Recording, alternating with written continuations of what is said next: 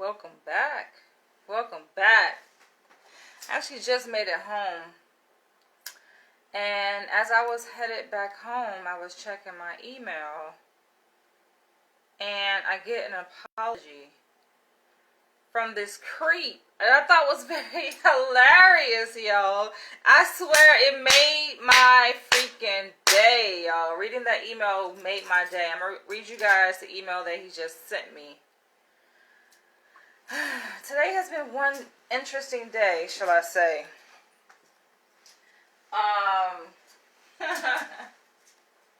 So here in New York, right?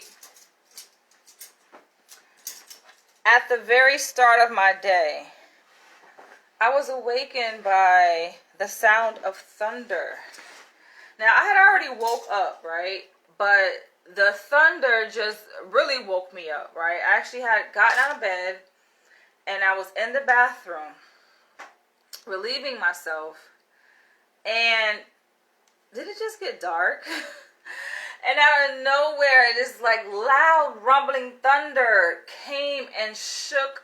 I felt like it shook the world, y'all. I felt like it shook my entire building and my neighborhood and everything. And I'm just like, is this an earthquake? But apparently it was thunder. And then I heard the rain. I'm like, it's raining. I didn't even expect that it was going to rain today. But I actually love it. I can appreciate this weather, like this abrupt rain and this thunder and all of that, right? It kind of reminds me of Florida. I was born and raised in Florida, and it rained a lot down there. It's very tropical.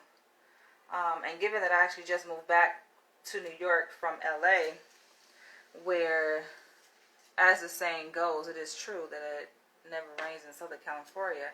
Now, you can go like months, like 9 months without rain in LA. It's crazy. So yeah, it's kind of very comforting to see the rain come down, to hear it come down. But let's get into this video. I think it's hilarious, yo. I swear, I thought I was a character, but some of y'all got me beat for real. Yo, this isn't a fucking straw that I wanted. The fuck? Why do you give me this freaking straw? This is not... don't you hate when they give you the wrong thing? This is not the freaking straw. What the hell? Use my own straw. That little ass straw, yo. What the hell? Here's my straw. If I can put it in there.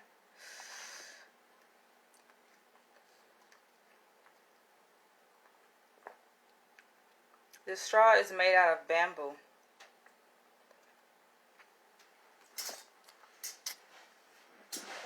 Organic raw bamboo and coconut.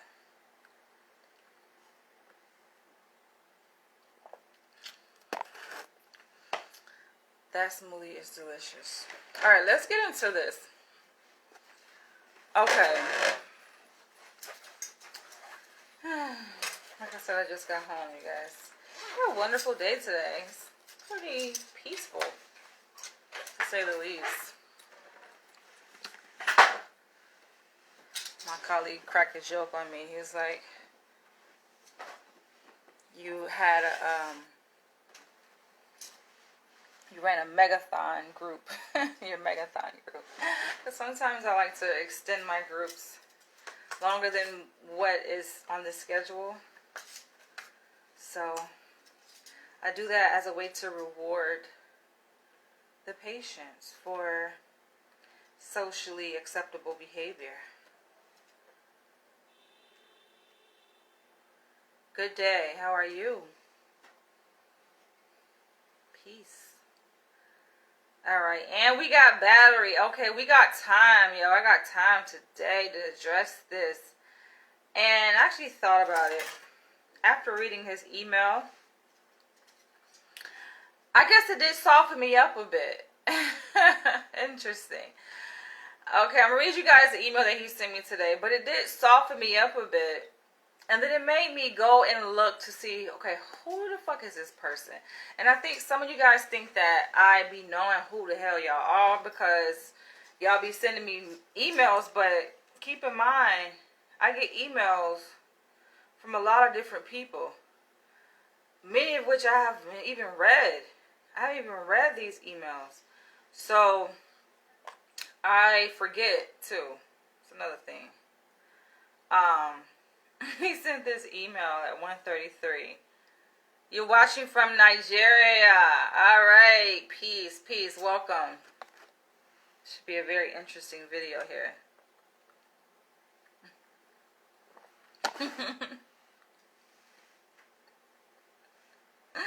Yeah, it's funny, yo. All right, so the email reads, the title says, sorry, I won't contact you again. Says, I saw your Facebook post outing me as a creep. Says, actually says outing my as a creep. So I had to think, I'm like, okay, a creep.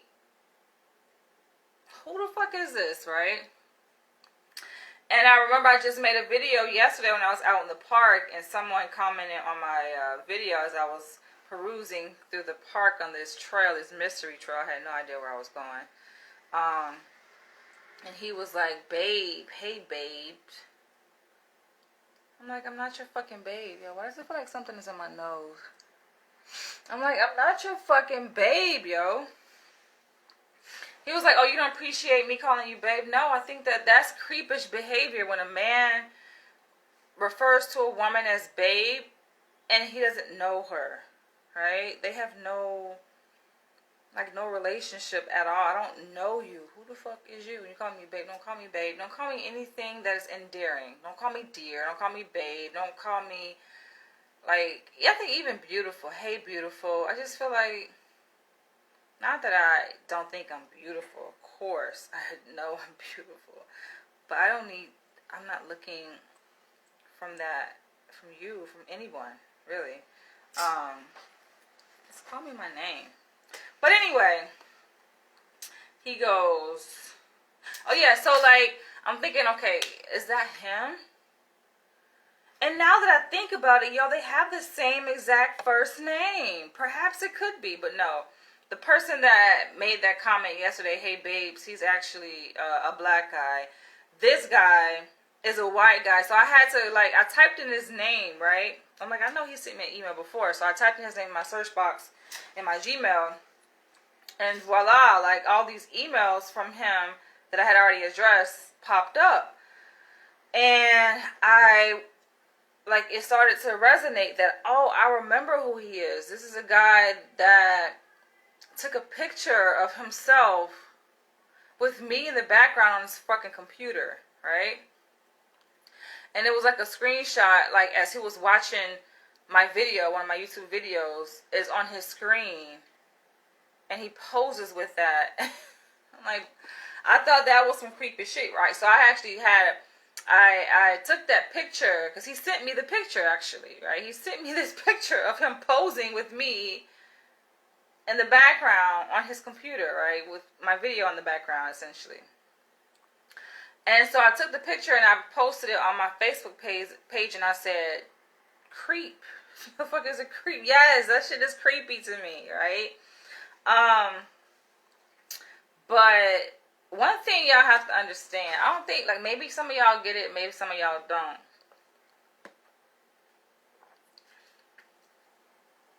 I can be a bit abrasive, very firm and insensitive.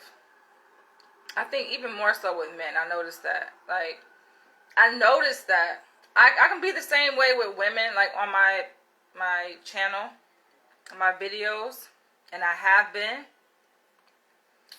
But I don't know. Sometimes it just depends on my mood. But yeah, I have zero tolerance for bullshit. It should be very clear as day. Especially from creeps. All right. So he says, I saw your Facebook post outing me as a creep. At first, I brushed it off and said, oh well. Our communication was going to end at some point. Now that's even more creepier than what the fuck he did, right?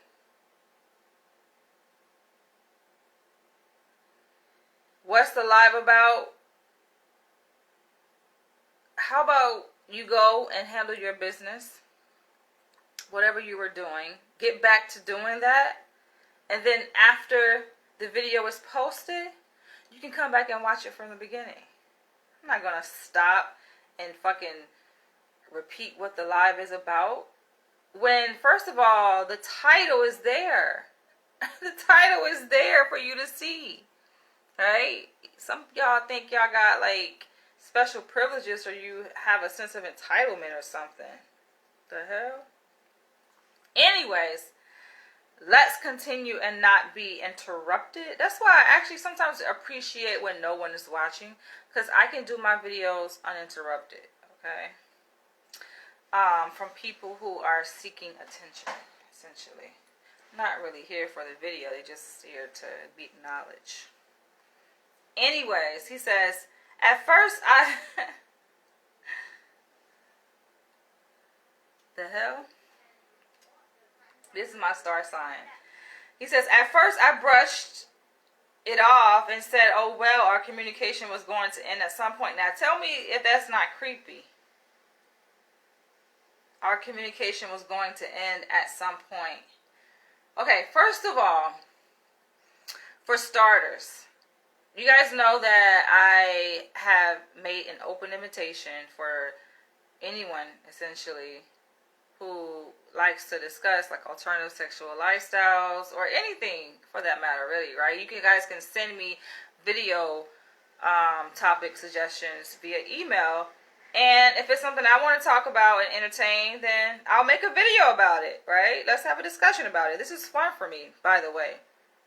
I do this for fun. Meanwhile, my channel on YouTube is monetized, so yeah, I do collect a paycheck for it, but I'm not doing it for that purpose. Inherently, I'm just doing it because this is just something I like to do. You can tell when somebody just genuinely enjoys doing something, and I like to talk, clearly. So, in me inviting people to send me, like, messages, some of y'all really took advantage of it, and y'all, like, hopped in my Gmail inbox and just sending different topics and your fantasies. Some of y'all try to pose as if it's like your actual experience, but really, in reality, it's just a fantasy. But if it's interesting, I'm enthused by it, I'll entertain it, which I have. And so in me responding to email topic suggestions that you guys send to me, it does create like this back and forth conversation, which I invite, right? But some of y'all get too like immersed in it, right? You get too entangled in it, and you think that I'm supposed to address every single email you send me. And then you guys keep sending me emails. He's not the only one, of course. It actually happened with this guy who says he's an attorney. I don't know. But based on his identity, which he revealed to me, I did not reveal it to you guys because I wanted to make sure to protect his confidentiality and his privacy.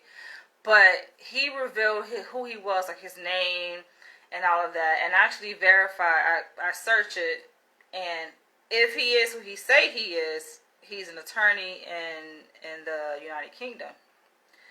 And so I made a whole vlog series on that, cuckolding in the UK. You guys can go back and watch that. I'm not going to recap that. But as I was like giving my video response to his emails, it kind of created this back and forth, right? Where like he sent me an email and I would give my response in video. He watched the video and I may have some questions or comments, and then he would reply to the email that he sent, you know, creating this back and forth discourse, which I think made for a great video series, right? But then it came to a point where I'm just like, okay, how long is this going to continue, right? Like, I'm kind of over it, and I think you should just go and live your life. Right? Like, I don't mind giving my advice, uninhibited advice, but at the same time, I don't know, I wanted to come, like, create this, become this thing where it's just kind of focused on him, right? And that's what I think at one point it was becoming that on my platform. And I'm like, listen, my platform is where I get to just express myself and vlog, you know, my lifestyle essentially, right? And of course, my lifestyle obviously relates to things that are alternative in nature, because I identify myself as a submissive baby girl, part of the BDSM community. So, you know, BDSM is a broad umbrella. It encompasses many different things, right? Not just submission and domination, or, you know, being a dom or a sub or a baby girl and this and that. These different dynamics, but then dominance and submission. But it also relates to other alternative activities and lifestyles.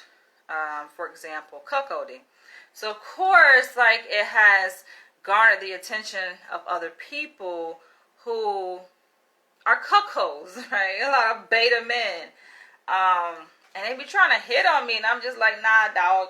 But this guy, I think that, as we reflect, like, the guy in the UK, his story was interesting, which I felt it was authentic and genuine.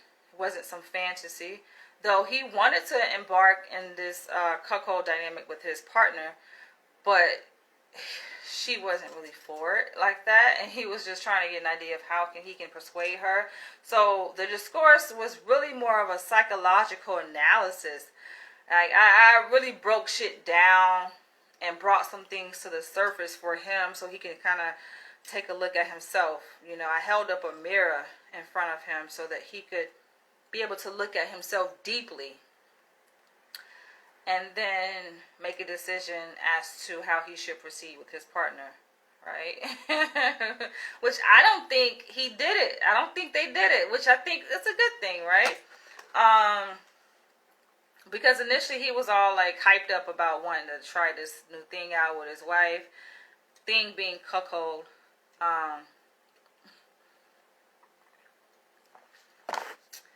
But yeah, at some point I had to end that discourse.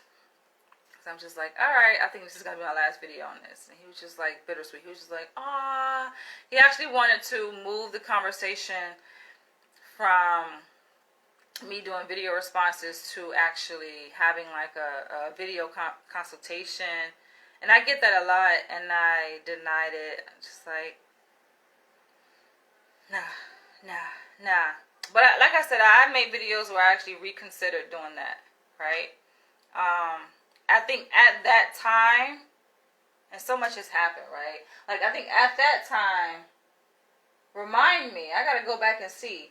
But I think I was finishing my PhD, and I was in the middle of like a very intense pre-doc internship, right? So now, of course, I'm graduated. I graduated September 2021.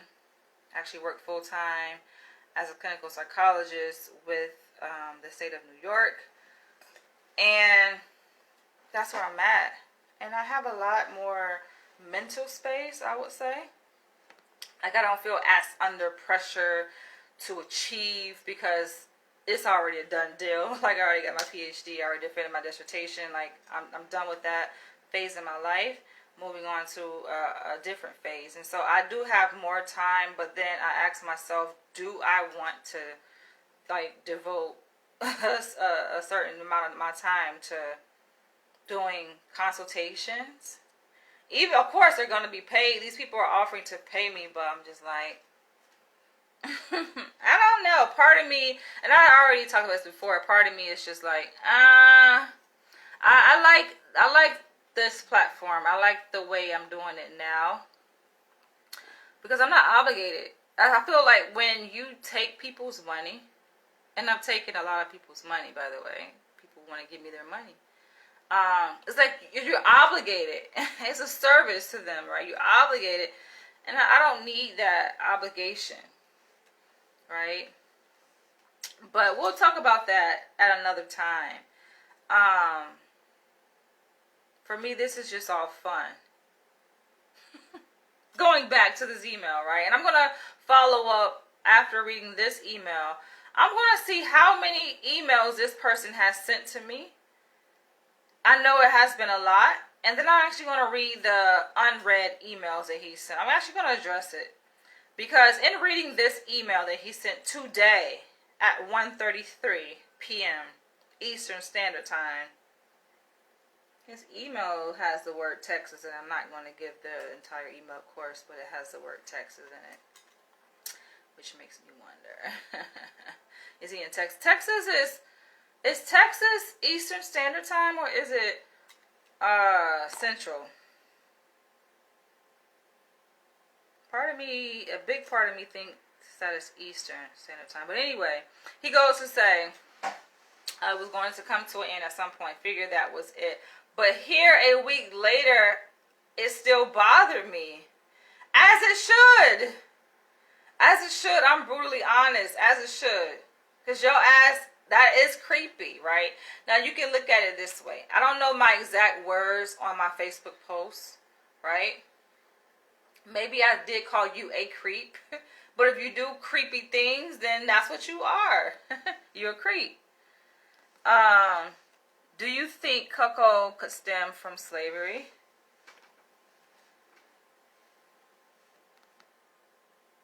How? How would it stem from slavery? In your perspective? It's a good question. I'm just curious to see what your perspective is.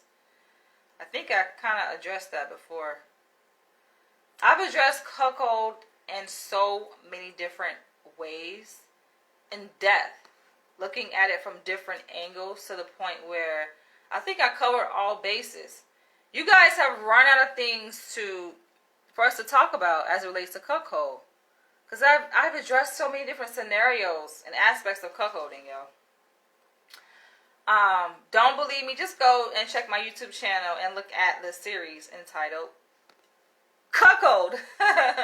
Alright, let's go. He says, but here a week later it still bothered me. After some thought, I realized it bothered because it was true. I have been a creep towards you.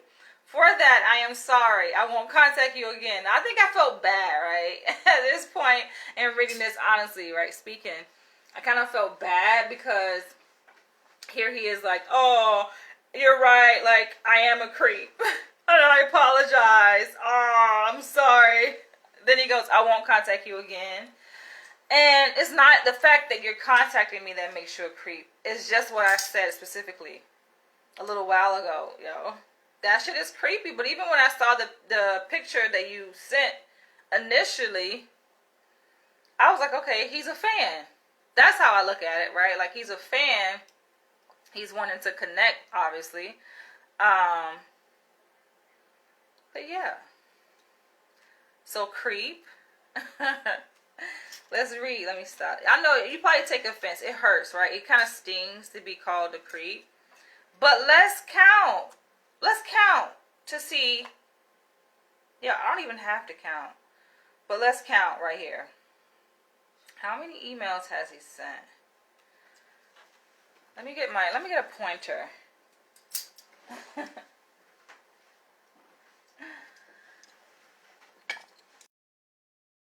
I have never used these, by the way. Just sitting here looking at me. These cool pencils I got from the oldest wooden school home in the U.S. It's cute, isn't it? From St. Augustine, Florida. That's where my mother is from. Alright. Let's count here. 1, 2, 3, 4, 5, 6, 7, 8, 9, 10. Is there more? Is there more?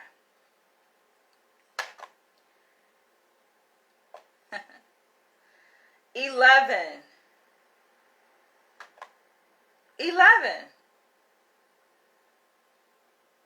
Emails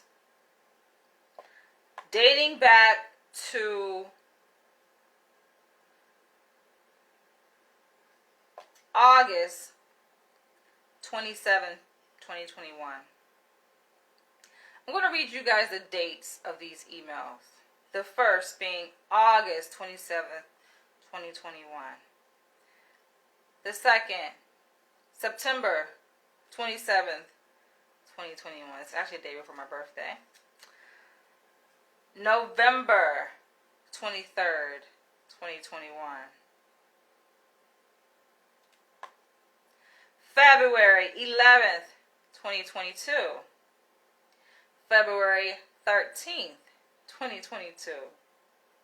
February 18th, 2022. February 22nd, 2022.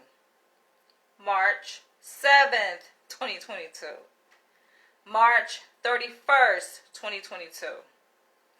April 12th, 2022. And then today, May 2nd. Alright, so I believe I addressed the majority of his emails. And there are seemingly 3 that I haven't addressed. Let's read these emails. I don't even think I'm going to address. It depends. I may. So the one that he actually sent. Interesting. I just clicked on this, right? The first unread message that he sent me was on February 11th. I did not address that because it's a very lengthy email. And this is the one where he sends a picture with me on his computer screen in the background, as if he was watching a video of mine. Or perhaps not. Maybe it was just a screenshot that he took, which is even creepier, right? Because I don't see anywhere on his screen, on that screen where my face is, that there says YouTube on there. But anyway, let's read this. My troubling obsession with the black man's penis. Hi again. Been reading a bit of Dr. Francis Cress Welsing lately, and he get that from basically a comment that I had made regarding Dr. Francis Cress Welsing, who I actually cited in my dissertation. She made several theoretical comments regarding why white men have a need to oppress black men, why they feel a certain kind of way, right? And the remedy to that for black men who are oppressed, who are targeted, saying that if black men really wanted to rise up, they could do so not necessarily by having to pick up a gun and demolish the white race, but they can just pull out their penis and fuck the white man's prized possession, which is the white woman. And voila. Essentially genetically annihilating the white race. So he says, hi again, been reading a bit of Dr. Francis Cress Welsing lately and noticing some recurring themes or ideals with my fetishes. Sometime in my early 20s, I got hooked on interracial porn. And while though my attention was becoming more focused on the man's penis, something about the contrast with the woman and the size of them was enticing, even hypnotic. I recall vividly the moment I realized I got aroused by them and wanted to suck on, just like the women did in the porn. Never had a gay impulse before in my life. And I think this is where people, beta men, especially cuckold men, and I've talked about this before, yo, the real reason why white men become cuckolds, right? And for you guys who don't know, for starters, cuckolding is basically an activity, a practice, where usually it's white men, right, allow typically a black man, which they call a bull, to fuck his female partner, which is usually a white female partner, right? Could be any combination of different races, right, in that equation. But typically, this is the equation of how it looks. And then that video entitled that I made, the real reason why white men become cuckolds, I said it's a backdoor approach to fucking a black man. It's a white man's backdoor approach to fucking a black man, right? And if you just want to fuck a black man, why use your woman to do it? But very crafty, I would say. A lot of people agree. Of course, there were some people who disagree with me in the comments. And was like, no, that's not the reason why. I genuinely like to see my wife pleasure. I'm doing it for her sake, not my sake. I genuinely like to see her pleasure. Bullshit. But anyway, let's continue. He says, this is why I kind of stopped doing these, right? Because I get so annoyed. I like people just to be genuine, just to tell it as it is, right? You know? But I get it. A lot of y'all are still discovering who you are. You're still coming to terms with who the fuck are you. Who the fuck are you, right? So it makes sense in your development and stepping into your true identity that you're going to be in denial about certain statements, right? Certain observations that I'm making with regard to your behavior and who you are, because you haven't even come to that realization yet, right? You haven't even fathomed the idea that that's who you are. But that's essentially who you are and who you are becoming to be as you step into your true self, right? You don't know that about yourself, but that's who you are. And in parallel to that, resistance to accepting who you truly are, you have to wrestle with the judgments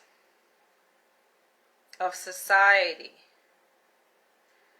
right? The stigma that society has placed on these types of behaviors or alternative activities, right? As in cuckolding, or a man having a desire to suck off another man, right? Or the list goes on. Fill in the blank, right?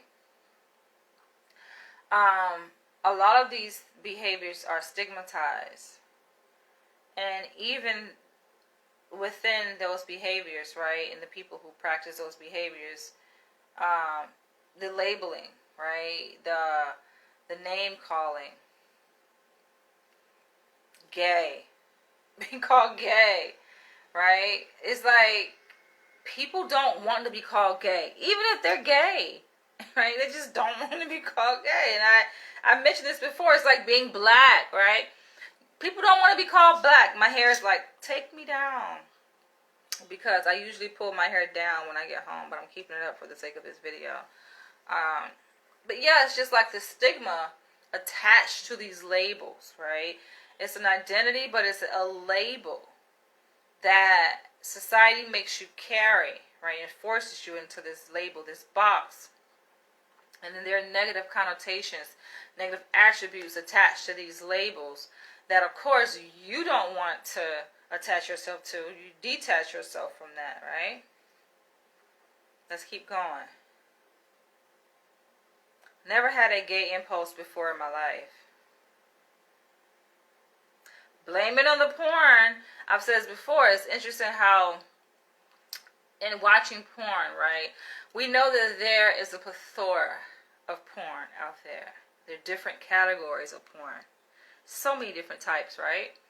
It's something within you that draws you to that type.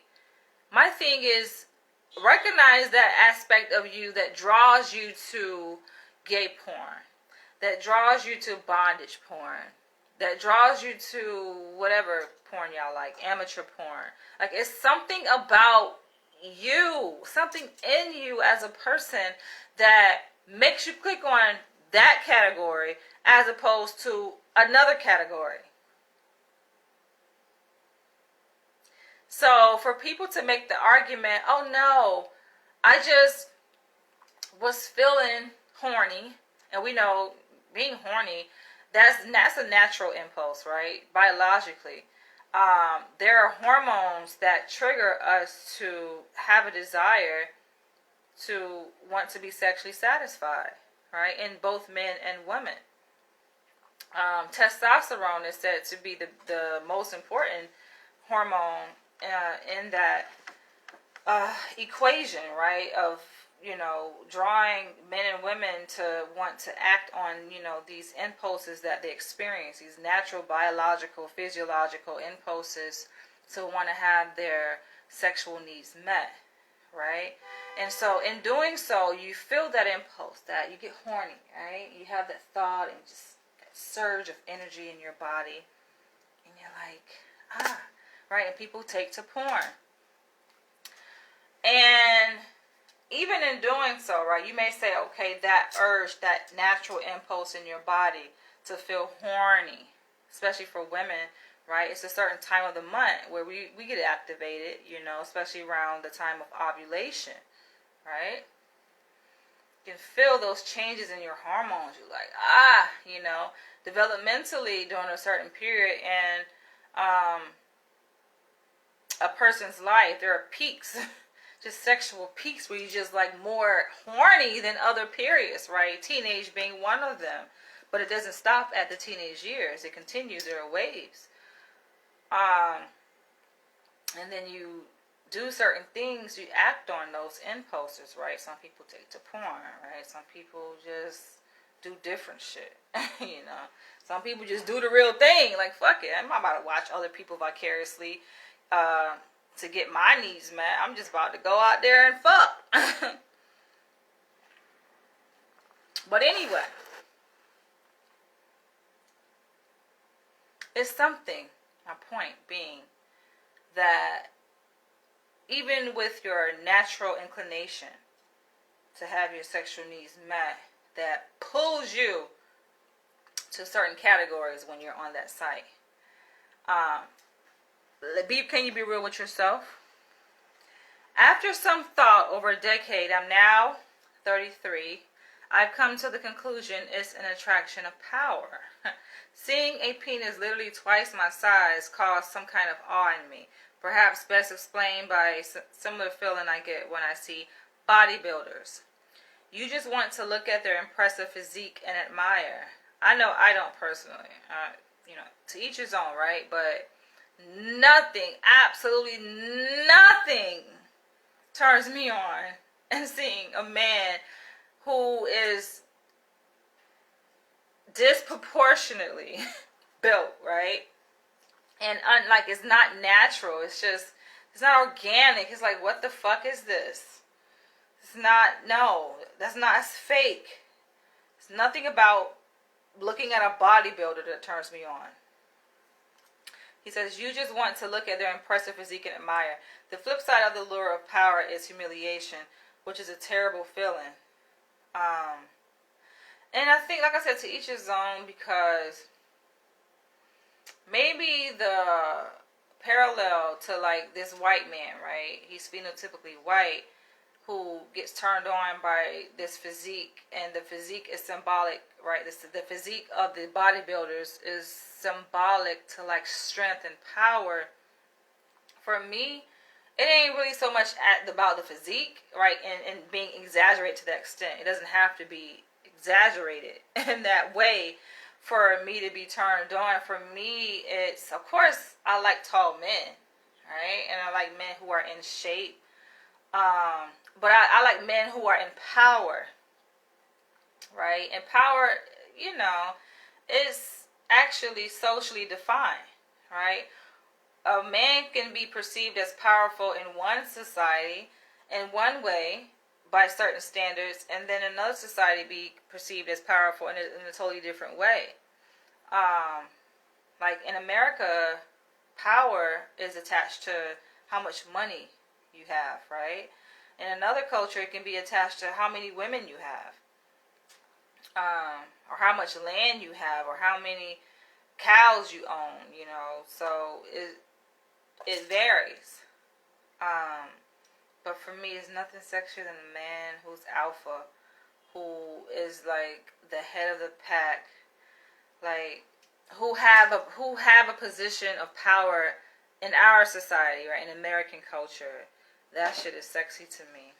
And who who stand in that power too. Some men, like, they're afraid of power.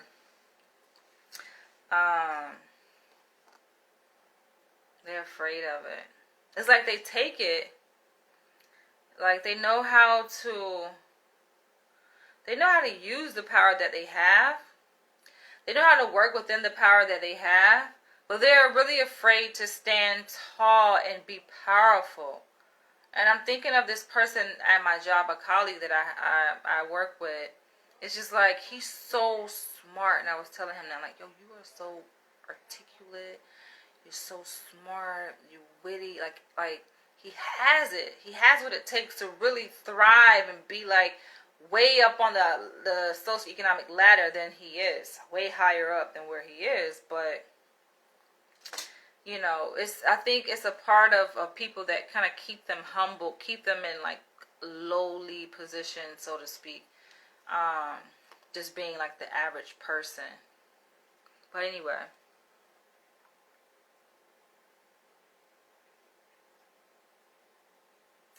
The flip side of the lure of power is humiliation, which is a terrible feeling, but for some reason when mixed with sex it becomes something else, something that I think all my weird fetishes are based on.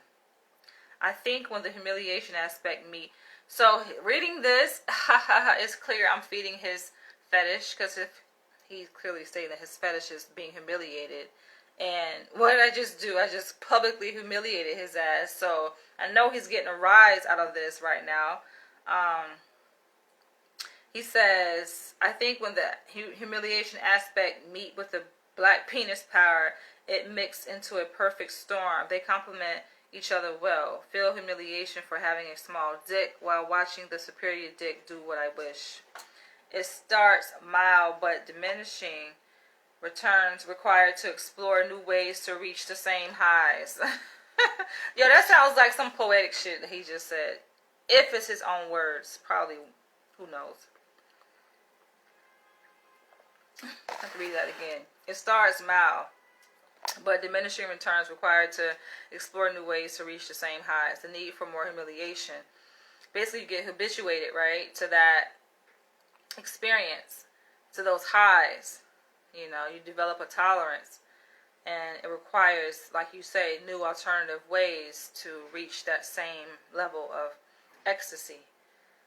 The need for more humiliation, I think, is what led me to my oral fantasy, because you know what's more humiliating than that. Because you know what's more humiliating than that, right? For him, through his eyes. For me, I don't like oral sex, giving or receiving at all. Shit is a fucking turn off. Yeah, I think it's degrading to suck a man's penis. And of course, I've been in relationships, right? I've had partners. And of course, like, what man don't want to get his dick sucked? And they ask me, nah, not sucking your dick, okay? I think it's just so degrading. It's disgusting. But like he says, what's more humiliating than that? Now, I sometimes think about doing it while wearing a dress, just to amp it up a bit. This, I think, a preliminary step to the more extreme and still revolting to me, thankfully. Now, picture myself, right, in a man's shoes, a male who was born with a penis, essentially, right? And then being raised in a context of our society where it's very demanding, I think, to be a man. I thought about this the other day. I did. I don't know what made me think about this, but I'm like, damn, I think it's hard as fuck being a man in American society. It's like they place so much on men, so demanding. You gotta be strong. You can't cry. You can't show no sign of weakness, right? You have to be the provider, the protector. All this shit you gotta do to be respected as a man in our society. I think it's a lot, all right? And I wouldn't want to fill those shoes at all. I couldn't do it. I think it's just too demanding, and it's unrealistic. And so I think for a lot of men, though they don't want to admit it, but I think that's where toxic masculinity comes into play. And I know the word toxic, the phrase toxic masculinity has been kind of thrown around, and people look at it like men who kind of abuse their power of their masculinity, and they just take it and run with it. I'm redefining it to say that I think it's the pressures of our society. Like, is these demands of what it means to be a man in American society that is toxic, right? And how is it toxic? Well, it's unrealistic demands. So to the point where they end up giving in. Like, you're going to have to give in, because it's just like you can't take it. Psychologically, emotionally, you can't take these extreme demands, and the only thing that is a relief for them is to become feminized, right? Or effeminate, or soft, or submissive, or have these fantasies of stepping out of that fucking debilitating, stressful ass, challenging idea of manhood, right? Or reality for them, who try to live up to those asinine standards of manhood, and who have faced, like, a lot of men actually have, right? And they try, and they do, but you can see, like, they fucking burnt the fuck out. And I talked about this in my video on what the fuck. I entitled WTF, what the fuck is MGTOW? MGTOW. Men going their own way, right? Because someone did a hashtag on one of my videos, hashtag MGTOW, and then I was like, what the fuck is this? Honestly, I was like very innocent. I did not know what it meant. And so I did a video response on that, and they rated my fucking video. The MGTOW people rated my video, but I think we're so just knee-jerk reaction.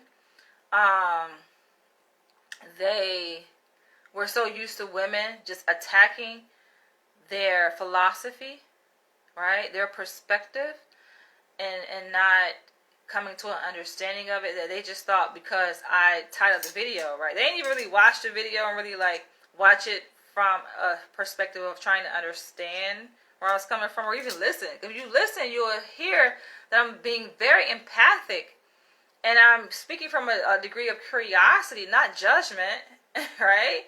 Though I did express some thoughts which may have challenged their philosophy, because obviously in any philosophy there are people who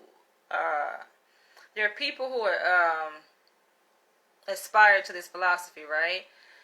They embrace the philosophy, but then it's varying degrees to which people embody this philosophy, right? So there are people who embody in a very healthy, balanced way, and I spoke on that in the video.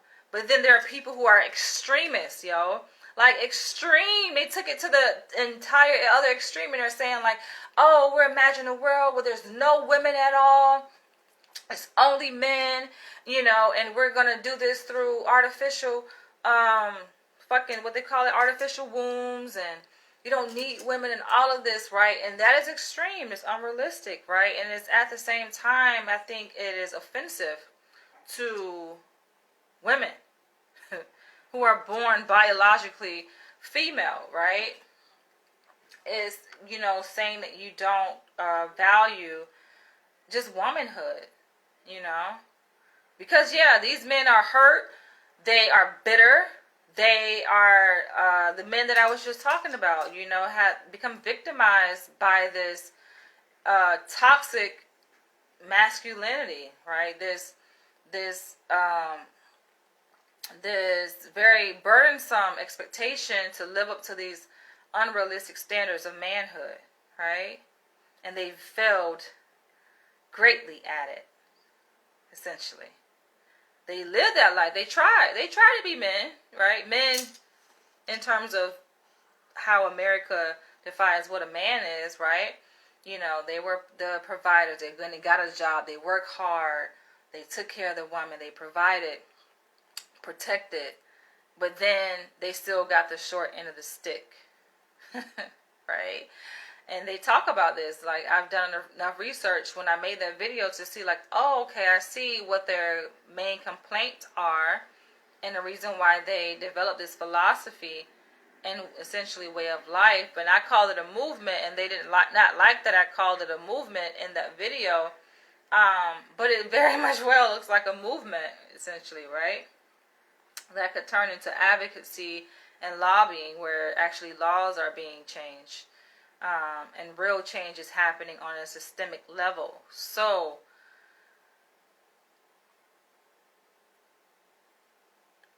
yes, I expressed empathy towards these men, but they were complaining about how, you know, they tried to live that up to, you know, the American ideals of manhood, but they got the short end of the stick. For example, being taken to court and having, you know, being stripped of like all their money, their assets, you know, and it going to the women, and then this society being more in favor of women, you know, at the expense of men and their dignity and their respect, and, you know, just their identity, their livelihoods, you know, are compromised essentially. And so, yeah, I validated their perspective. I was like, yeah, I see. That is true, right? So, going back to this, how it ties into this, like, it makes sense how men, yeah, at some point, being a man is so harsh. It's just like, why not explore the opposite side of manhood, right? Like, if you're crushed, it's like the manhood is just sucked out of your ass, right? It's like, I think it's only natural. It's a protective mechanism. It's an adaptive protective mechanism for a man to evolve. And that evolution could be becoming more feminine, right? Let me see what life is like if I am not so much resting in my manhood, but I slip away from that, right? See what it's like to put on some heels or some earrings, right? Grow some breasts. Maybe I'm treated better, right? So looking at it from more of like a psychological perspective, right? And looking at the person within. People just evolve, right? And people evolve out of their own sense of safety and protectedness and survival. So I can get it from that perspective. Of course, you know, us being in a brutal world and society, like, we create these labels. We try to deter people away from participating in certain behaviors or identifying with certain lifestyles or identities, you know, because you want to keep it, you know, in this dichotomous state of man and woman, and, you know, this is how things should be. It should be a man, it should be a woman. It's very rigid, right? But that clearly, you know, just from naturalistic observation, you can see that is really hasn't been functional, you know. In a healthy society where there are healthy models and ideals for being a man and being a woman, right? Healthy gender roles, but it's not. It's very toxic. Has been toxic on both sides of the gender spectrum. So, let's continue.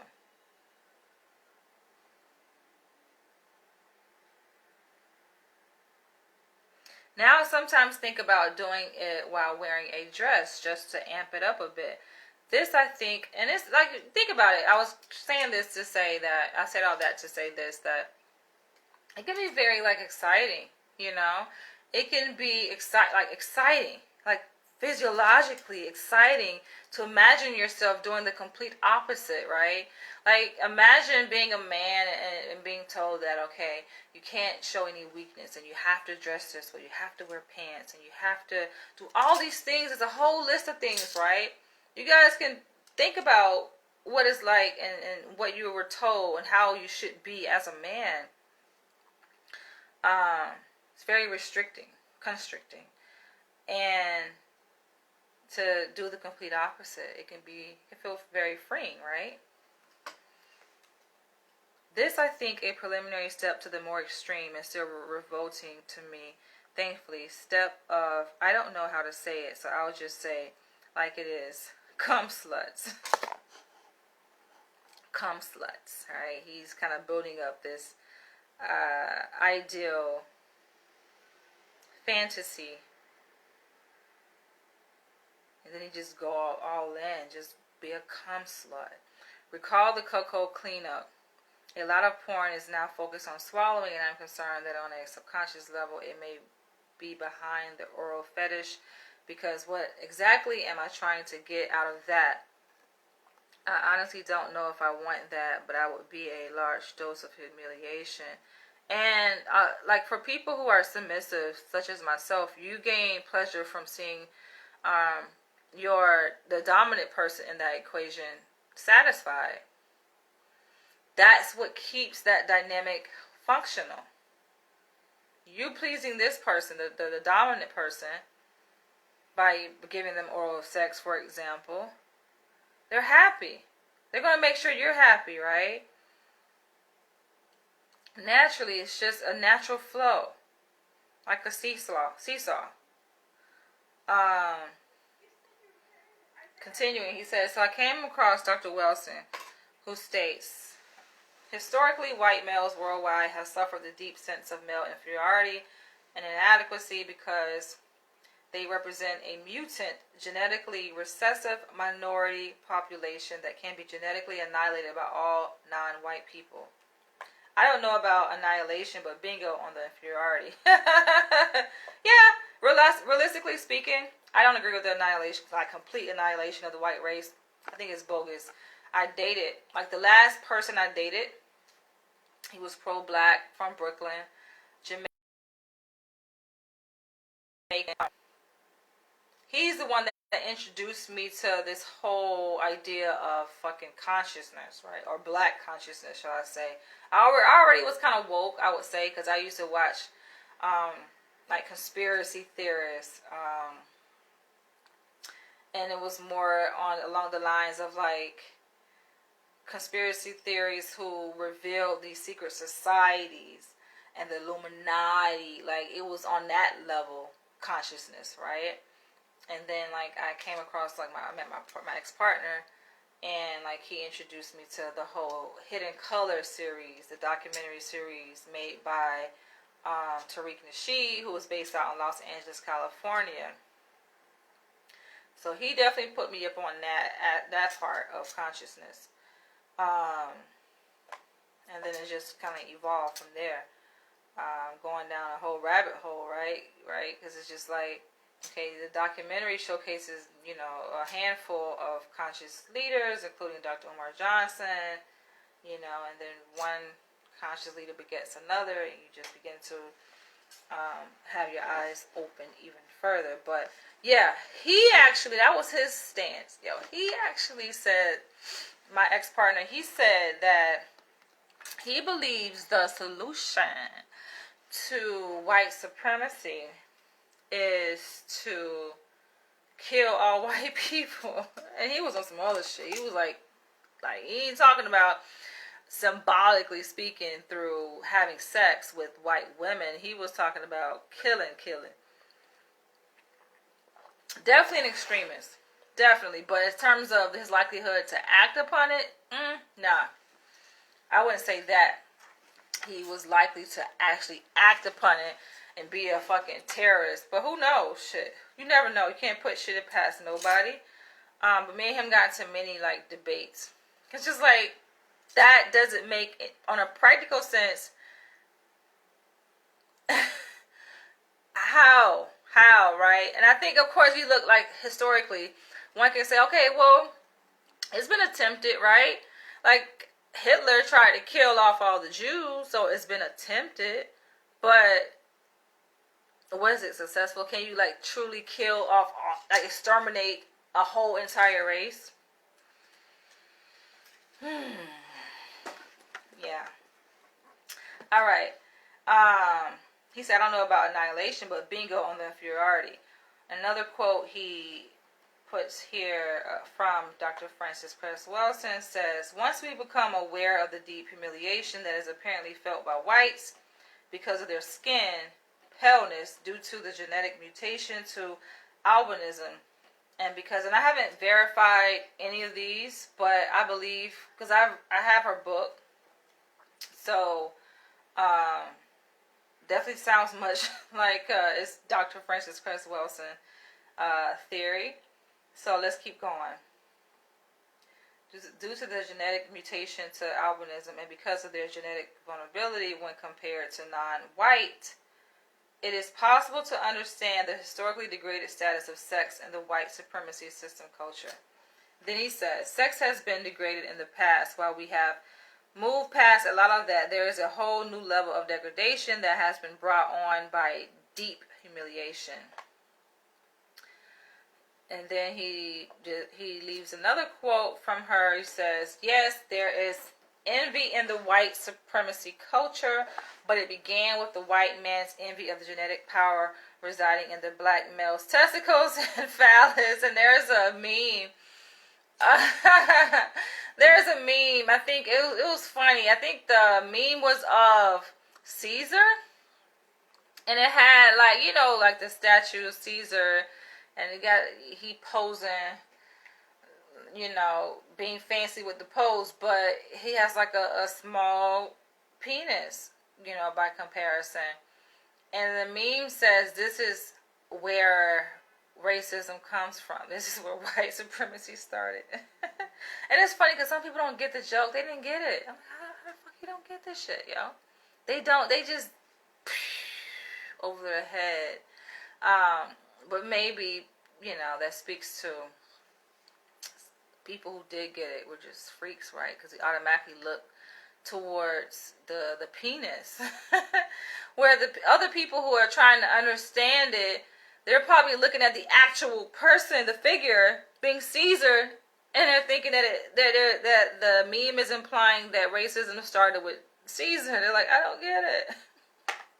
Because you see that figure, that statue, like a lot of places, right? In museums, it's just like, it's very popular.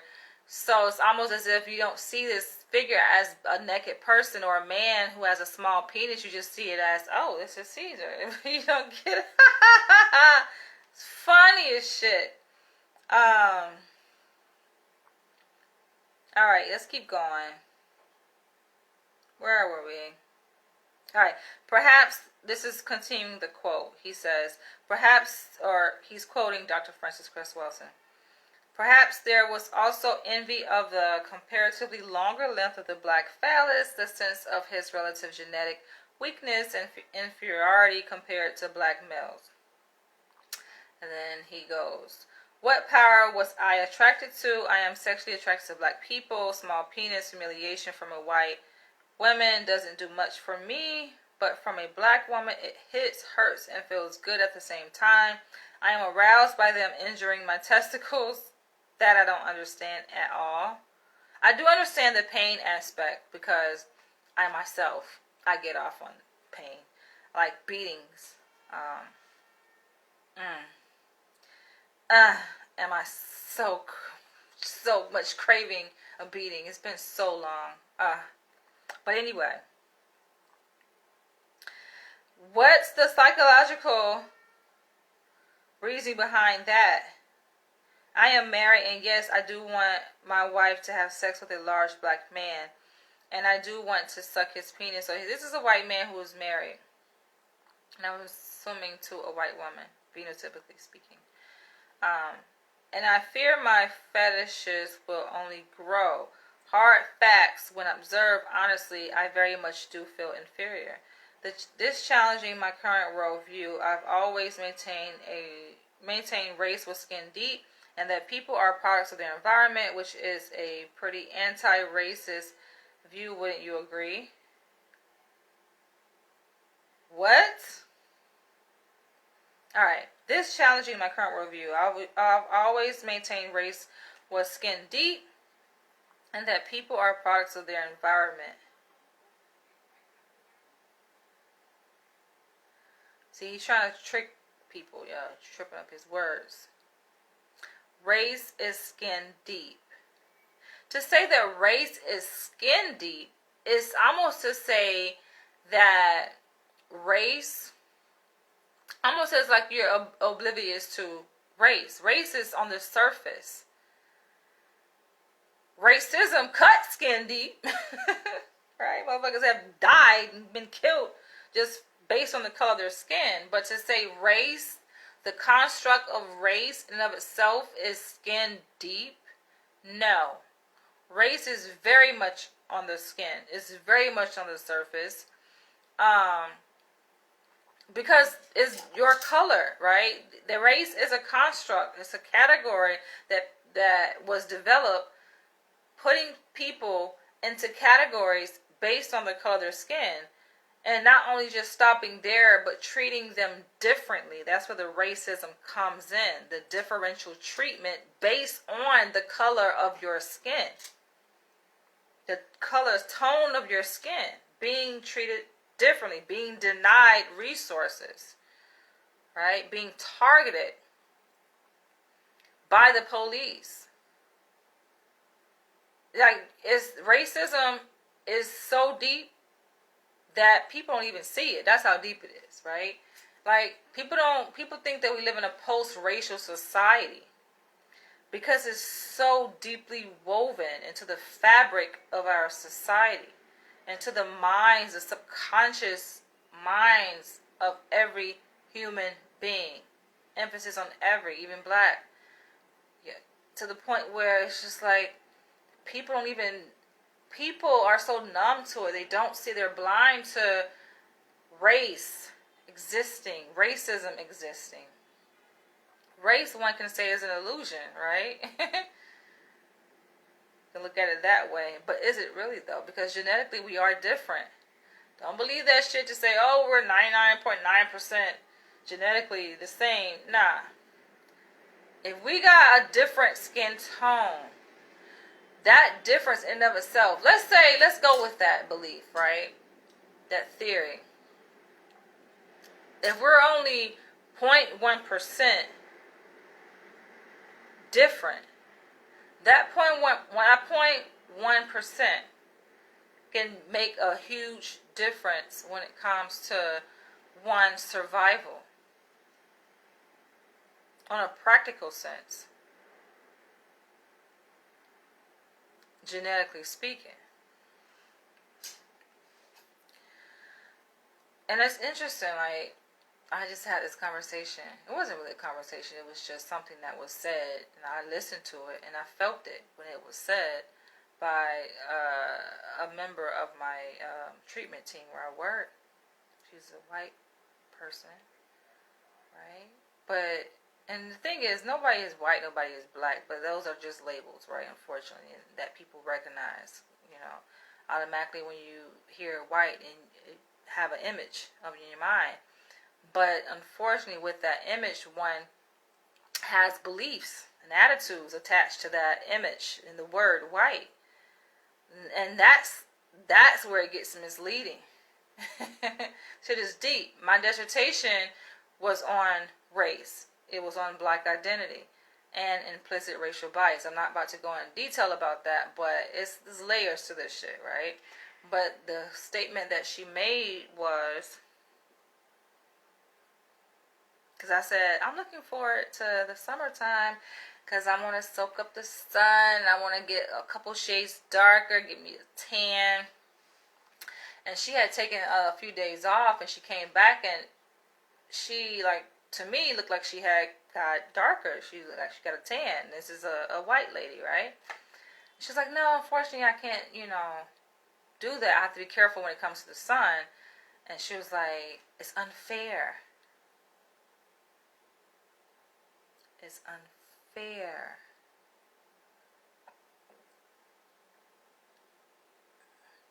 She cannot. Not only is she, it's not just about her, it's about people who lack melanin in their skin cannot sit out in the sun. Right? And you will have people who want to sit up here and try to save face and come to bat for white people, right? Even black people. And they'll be like, oh, well, black people can't sit out in the sun like that either because they can get burned too. They can get skin cancer. Tell that to the people in Africa. They ain't got no skin cancer. And they've been out, they always out in the sun. Not just Africa, but other parts in the tropics. They can absorb, and that's what you're supposed to. It's not that they can. Like, that's how we're made. We're made to absorb the sun. To say you cannot, the sun is natural. The sun is nature, okay? To say that you cannot absorb nature, does that make you natural? Or does that make you a mutation of something that's natural? This is where Dr. Frances Cress Welsing gets into it. Think about that now. Let's continue.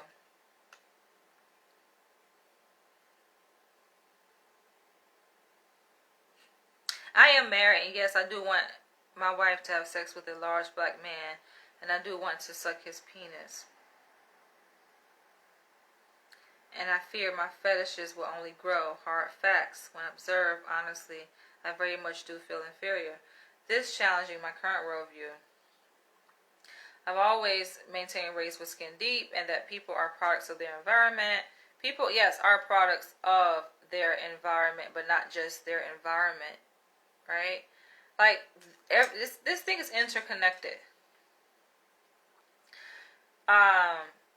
Race, in and of itself, the way society has already been set up, right? And the way that the conditioning of the minds, and this is globally, when it comes to race, has already been set up. It doesn't matter a person's environment at this point, because racism has become a global issue. The fact that a person is black, you're going to be treated a certain kind of way. You're going to be perceived a certain kind of way. Don't argue with me. This is already, like, there's tons and tons of research out there to show this, right? We're talking about bias. And bias factors into discrimination and racism.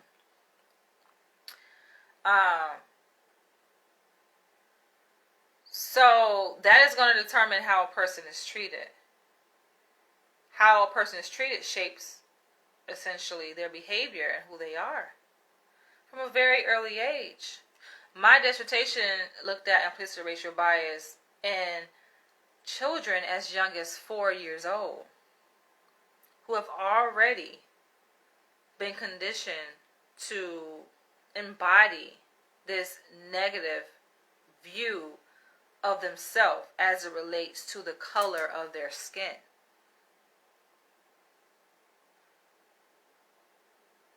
The data is out there.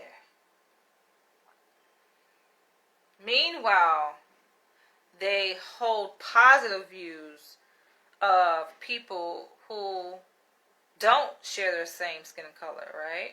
Who are not black, essentially. Something to be said as young as 4. Where do they get that from? It's a subconscious programming. It's implicit. It's not even on the conscious level. It happens, there's so many things happening in our world, in our environment, that we don't pick up on a conscious level. We can, if you're made conscious of it, but it's happening so quickly. And I make an intentional effort. This is just where my interest lies. Obviously, that's the reason why I chose to do my dissertation on the topic I did, because it's just something that I can't put down. And I'm always kind of like, I could turn it off too. I turn it off at sometimes. But it's interesting to analyze and to observe and to pinpoint instances where there is a bias and there is a clear racial bias at play, and there's clear hidden, but sometimes it's really not hidden, it's really in your face, subliminal messages that are everywhere. We're talking about racial messages that are subliminal in movies, in commercials, everywhere, in programming, in events, in everything, yo. And people, we're just taking it in on a subconscious level. Alright. Which is a pretty anti-racist view, wouldn't you agree? To say that we are products of, people are products of their environment. People are products of many different things, not just the environment. You know, people are products of just being their race, just being who they are. And then you're born into an environment, right? Some things are passed down intergenerationally. You're just born into it. Racism is not something that just popped up on the surface, right?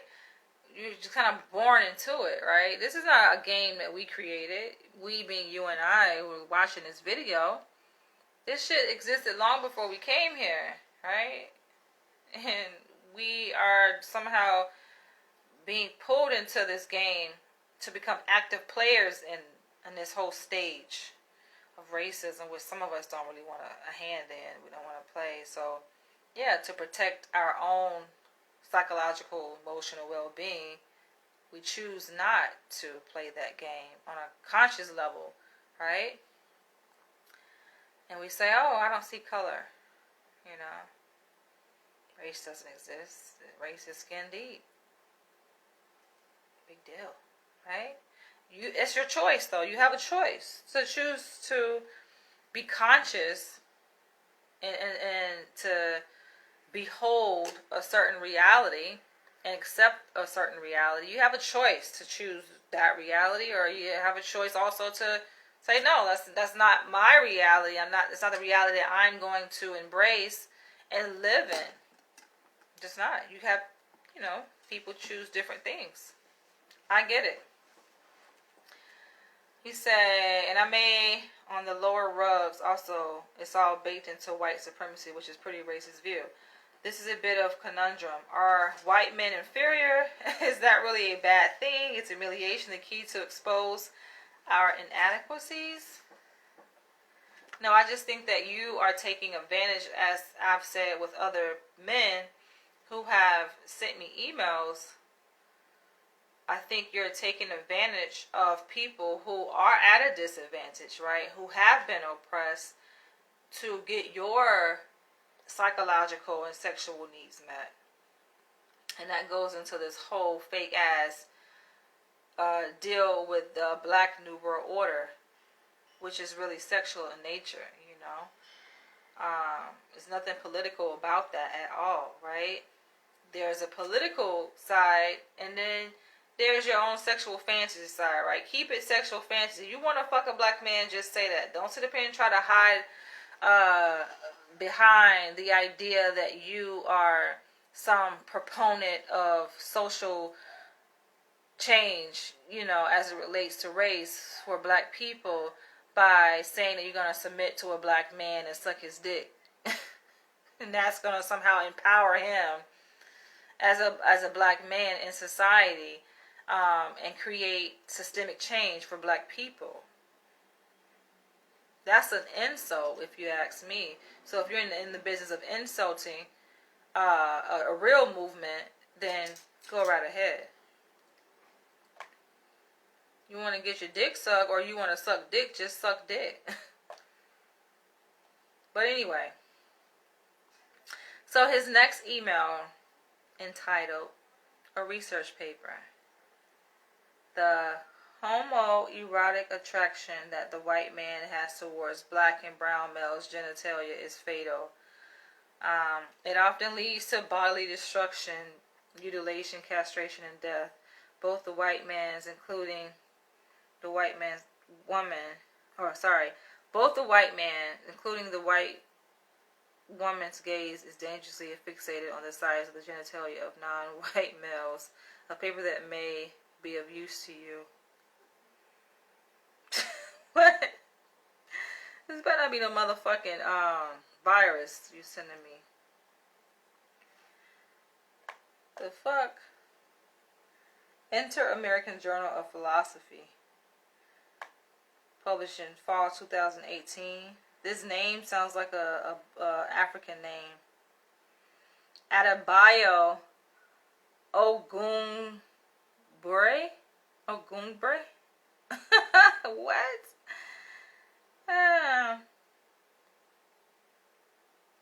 Seriously? Where the hell you get this shit from? I'm not gonna read this now, but it's interesting. I'll read it. Probably send it to myself so I can read it at work when I get bored. Alright, so that was that email. And then this email. I'm not even going to read this last email, but he offered a Google search suggestion. Told me to Google search this fucking phrase. I'm not going to state the phrase. I'm going to repeat that shit here. Anyway. Interesting. Discourse. What do you guys think? Leave your comments below. I'm going to order me some dinner. I don't know what I want after reading this now. What do I want to eat? What am I in the mood for?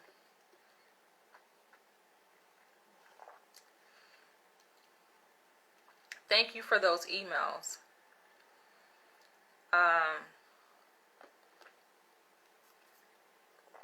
I think you are a very intelligent man. Clearly. I wouldn't be responding to your emails if you weren't. I wouldn't be entertaining that bullshit. I like your perspective on things. I like that you have an open mind and you're curious and you want to learn. I think that's very attractive. And I like having these conversations with you guys, though I know it's been a while, because I can see exactly where you are in terms of your development. And I think it's a good place to be. When I say development, I mean your like sexual identity development. I think it's a good place to be. It's a very innocent phase. It's a curious phase. I think it's exciting. And at the same time, it's like you're calculated in making a decision or even acting upon thoughts or fantasies that you have. Like these ideas that you have in your mind, and you're sharing it with me and therefore sharing it with the public.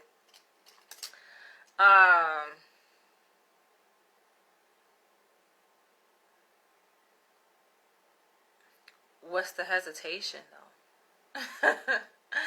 Like maybe things are a lot funner when they remain fantasies.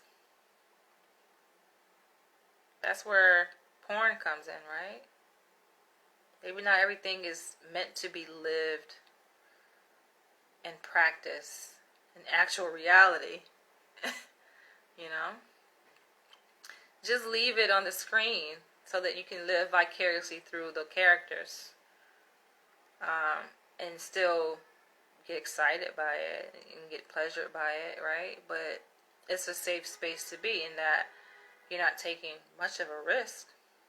Just watching people or fantasizing or just having a anonymous conversation with someone, you know, such as myself, right, through these discussions here,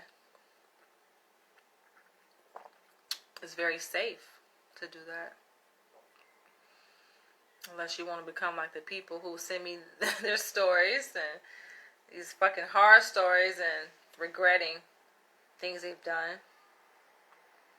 And the sentiment of, oh, I wish someone would have told me, and I wish I would have had a guidebook on what to do, what not to do, and this and that. I can say this, that I've experienced a hell of a lot in my life, much of which I have never gotten on here and talked about. I may open up and talk about some things. A lot of shit, though, I have not even begun to touch the surface of the things that I've done in my life, right? I have a lot of experience with a lot of things. I think that makes me a great therapist and psychologist. And even though I have a lot of experience, and I have to admit, some of the things, it's not like I should be walking around bragging about it, taunting my experiences out and broadcasting it. Clearly, that's the reason why I haven't, right? Some things are very shameful. But even in those shameful experiences, as I reflect back, I don't regret it. Because I learned so much from it, right? And so I feel like the benefit outweighed the cost of whatever I went through, right? The benefit of just learning is an experience, right? It's just the experience of it. Even though it was like risky and it was life-threatening and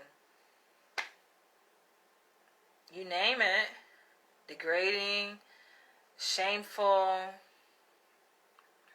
but it's just the experience of it. Just doing it in and of itself is just like, it was worth it. I say that to say, like, sometimes, you know, you have to make a decision on things that you feel pulled to do in your life. Maybe it could be worth it. Or maybe you could just leave it as a fantasy. On that note,